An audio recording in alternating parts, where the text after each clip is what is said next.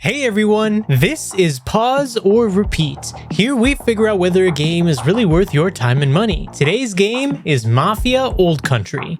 Mafia Old Country is a new game from the Mafia series, acting as a prequel to the other 3 games in the series. The last new game, Mafia 3, came out back in 2016, so it's about time the series had a return. But did they do it justice? Let's take a look, starting with the gameplay, and find out.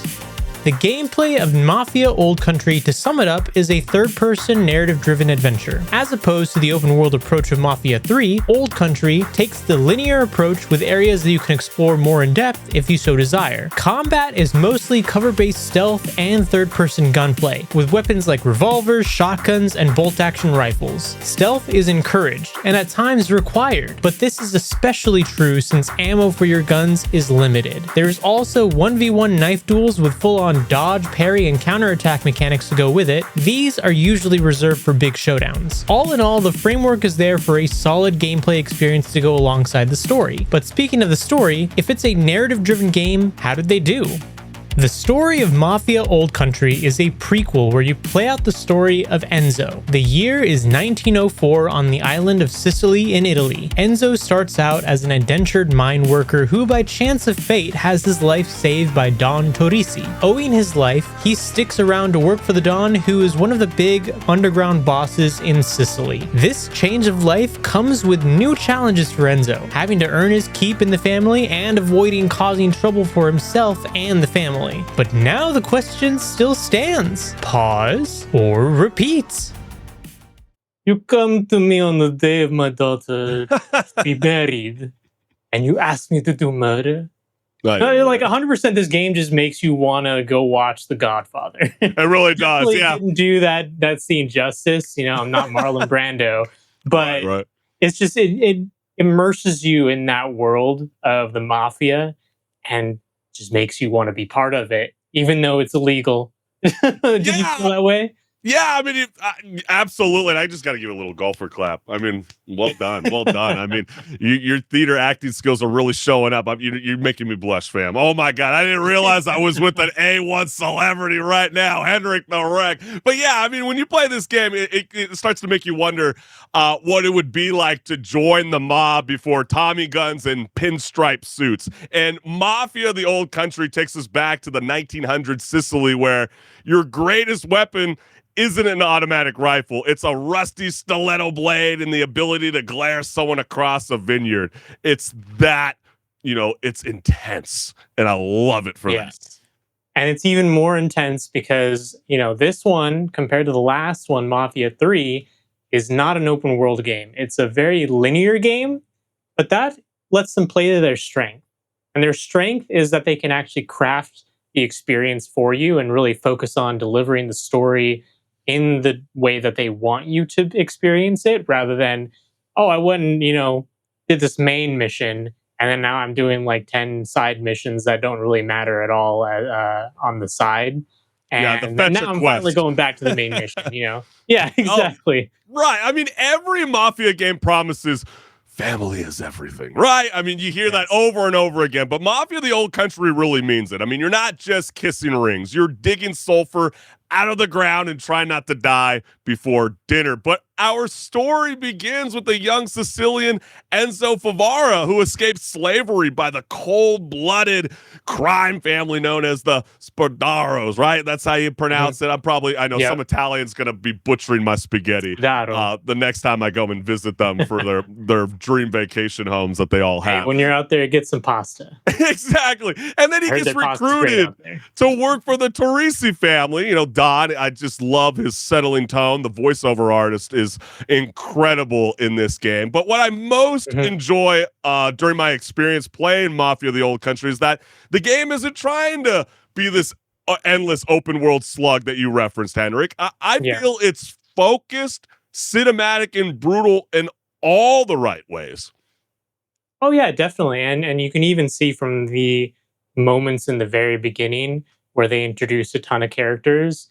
The second that Don Torrisi shows up, he's as the kids say, aura farming. Like he has this weight to his lines that's just like, wow, this guy means business and people don't mess with him. Yeah, you When start to he tells you lean. to get off of his land, you get off of his land. But you'd be sitting in your gaming chair and you just feel like you're constantly leaning towards the screen. I mean, the voice acting and all of the actors and actresses that they've gotten for this game are just fantastic. And yeah, the game has all the mob staples, or aura, as Henrik the Wreck likes to put it, for all the young lads out there that are tuning in to Rage Quit Video Game Talk Show. You're gonna get gang wars, bad faith, and of course, a forbidden romance. Because what's a mafia story, Henrik, without bad decisions fueled by love? But this is the mob's origin story, set in the 1900s, where loyalty is priceless and betrayal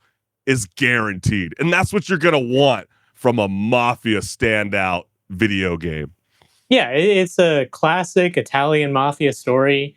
And, maybe that might be a downside in some respect, because you can kind of expect what's going to happen.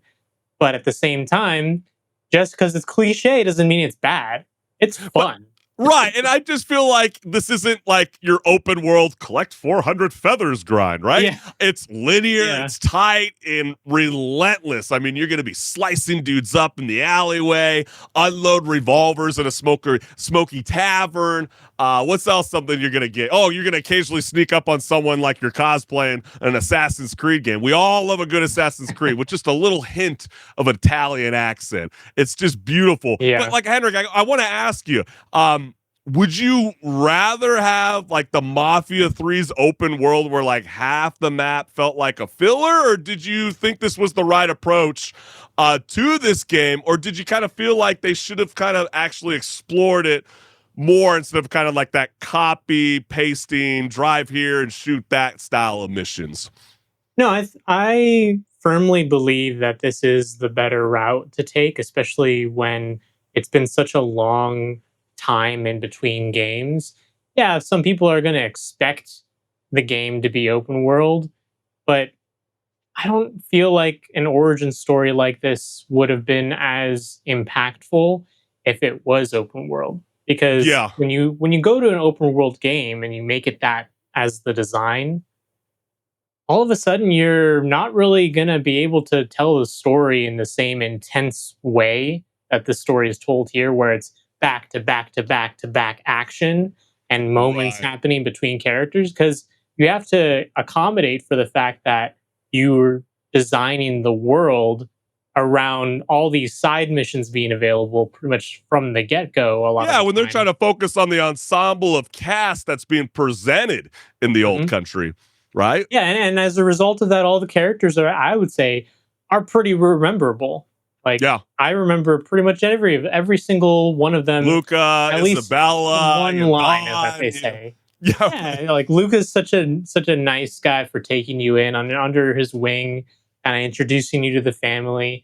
Cesare becomes like your friend, like your best friend, and like I said, Don Torisi, he's just there aura farming the whole time from start to finish. And there's a lot of very fun gameplay features in the game. I mean, you're going to gallop on a horseback, or you're going to grind gears in the early 1900s cars that kind of handle like a shopping cart on cobblestones. But some of the highlights that I love include a mission that recreates the Targa Florio race. I mean, this is something that's really, really cool. I mean, it is fast. It's about, a 5-10 minute kind of moment. But I mean, who doesn't have fun, bonding over a mobster crew, speeding down a cliff in a death trap with wooden wheels, right? I mean, that is just, could you imagine living in that era? I mean, that's why I feel like video games do so well. So freaking well is like, I mean, like you referenced earlier in the pause and repeat, obviously the Godfather trilogy is iconic, but sometimes when you get to immerse yourself in this amazing open world, I mean, visually, Henrik, Mafia The Old Country is gorgeous. I mean, it's got that gritty realism. Yes, go ahead. Because of all that you're bringing up, like the realistic environments, the characters, everything like that, they really did want to nail home the immersion. And I was reading, they wanted to be really authentic about it, and that's why there's even a option in the voice settings to change the dialogue that's being spoken to just Sicilian. They don't call it Italian, they call it Sicilian, because it's actually very distinct from mainland Italian. like the Italians speak over there very differently I'm compared to very Sicily. glad that you brought this up because I am very disappointed that I took the English route. When I played Ghost of Tsushima, I didn't do that, and Okay, I all felt right. very, very immersed with Ghost of Tsushima. Do not make the same mistake your boy Chris Collins did. Okay, I highly recommend what Henrik is saying. That is so freaking true because you take in, the visuals that you see. I mean, it just makes every alleyway feel like someone's about to stab you. And then the sulfur mines that make you want to cough just looking at them. And the Mhm. countryside is almost just too beautiful to hide a body. I mean, or almost. Okay, we get it. And it's just an insane. I think it's a very cinematic driven video game, and I think it's proof that linear story driven games still slap when it's done right, Henrik. Yes, definitely. So then the big question, Chris, is this a pause for you or a repeat? Oh man, I feel like it's polished. It's got a brutal atmosphere to it. I would say it's more Scorsese than Sandbox. And so for the fans of the mob dramas, this one is not just a hit, it's a repeat. What do you say, Henrik? Yes, this is a repeat for me also. And I know it's not going to be necessarily like game of the year contender, but that's okay because I had fun. And Yeah, not every game needs to I be would game agree of the with year I contender would to agree just with have fun. that. But it's no different than we all love like the Uncharted games, right? I mean, yeah, you can burn through them and then like 3 or 4 years go down the line and you're like, I kind of want to And go revisit that revisit it. story again. That Yeah. is this kind of style of game. It's really well done. It might even get you excited all over again for Mafia. Maybe Hmm. I think Mafia's on to something. If they could stick to this kind of style of delivery, yeah, I'm all in. And so we're curious from you, the gamers, is Mafia the Old Country a pause to play something new or a repeat for endless fun? Let us know what's good.